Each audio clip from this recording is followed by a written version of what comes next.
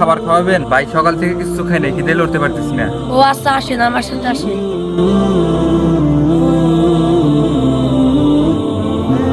দাদু ভাই, এ লোকটা সারাদিন কিছু খায়নি, তাই একে নিয়ে আসলাম কিছু খাবার খাওয়ানোর জন্য। আমার কাছে তো টাকা নাই, তাই তোমার কাছে নিয়ে আসলাম। মাশাআল্লাহ, ভালো কাজ করছো। ঠিক আছে, ওনাকে নিয়ে এখানে বসো।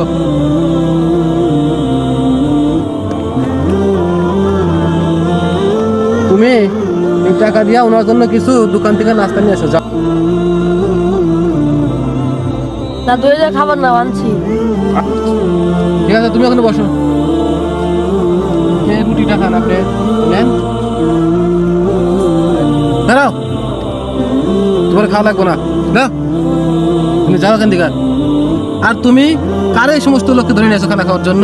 হ্যাঁ, যাও, তুমি তোমার খানা লাগবে না, যাও। বসো।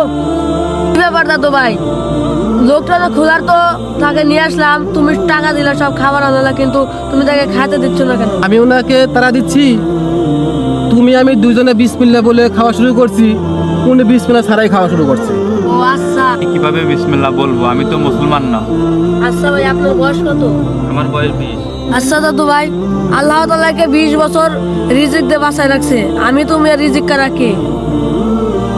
আর তাই তো, ঠিকই তো বলছো, এটা তো আমি ভাবিনি। আচ্ছা ঠিক আছে, ওনাকে খানাটা দাও, উনি খান। আচ্ছা ঠিক আছে ভাই, আপনি খানাটা খান। আসলে আমরা অনেক মুসলমান আছি, আমরা হিন্দুদেরকে দেখতে পারি না, বিধর্মীদেরকে দেখতে পারি না। আসলে রিজিকের মালিক আল্লাহ।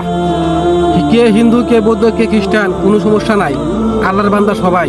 রিজিকের মালিক একমাত্র আল্লাহ। কেউ যদি ক্ষুধার্ত অবস্থায় কারো কাছে খেতে চায়, সে কোন ধর্মের লোক দেখার দরকার নাই। সকলেই দয়া করে তাদেরকে যা পারেন তাকে খাবার ব্যবস্থা করবেন।